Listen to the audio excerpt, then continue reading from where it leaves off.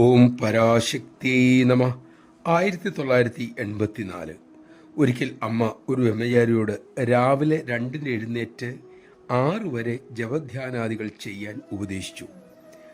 അമ്മ പറഞ്ഞു, ആദ്യം വിഷമമുണ്ടായാലും പിന്നീട് ശീലമാകുമ്പോൾ മോനത് സുഖമായി തോന്നും എന്നും ഉപദേശിച്ചു. അതിനുള്ള ശക്തി നൽകണേ എന്ന് അദ്ദേഹം അമ്മയോട് പ്രാർത്ഥിച്ചു. അമ്മ അരുളി, മോൻ പരിഭ്രമിക്കണ്ട, 2 മണിക്ക് അമ്മ വന്നുണർത്താം. അദ്ദേഹം ചിന്തിച്ചതിങ്ങനെ, അമ്മ വന്ന് വിളിക്കുമോ? ഇന്ന് ദേവീഭാവമുള്ള ദിവസമാണല്ലോ, അപ്പോഴെങ്ങനെ എൻ്റെ മുറിയിലേക്ക് അമ്മയ്ക്ക് വരാൻ പറ്റും? ആരെങ്കിലും പറഞ്ഞു വിടുമായിരിക്കും. അതോ 2-ന് മുമ്പ് ദേവീഭാവം തീർത്ത് അമ്മ വിളിക്കാൻ വരുമോ? ഇങ്ങനെ ചാഞ്ചാടുന്ന മനസ്സുമായി ബ്രഹ്മചാരി ഒരു ടൈം പീസ് കടം വാങ്ങി. അപ്പോൾ 11 മണി. ദേവീഭാവം തുടരുകയാണ്.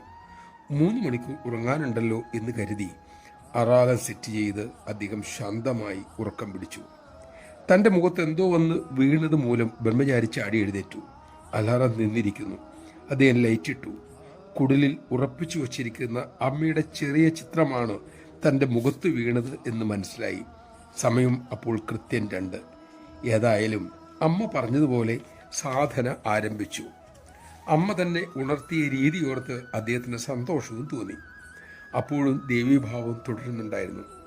പക്ഷെ പിന്നീട് അമ്മ അദ്ദേഹത്തോട് പറഞ്ഞു, മോനെ, നീ അമ്മയുടെ വാക്കുകൾ പൂർണ്ണമായി വിശ്വസിച്ചിരുന്നു എങ്കിൽ അമ്മ ദേവീഭാവത്തിൽ നിന്നും എഴുന്നേറ്റ് വന്ന് നേരിട്ട് വന്ന് നിന്നെ വിളിച്ചുണർത്തുമായിരുന്നു.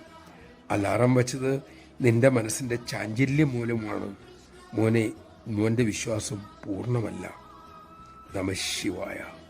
പൂർണ്ണ ബ്രഹ്മസ്വരൂപിണിയെ പൂർണ്ണമായി വിശ്വസിക്കാൻ നമുക്ക് കഴിയട്ടെ.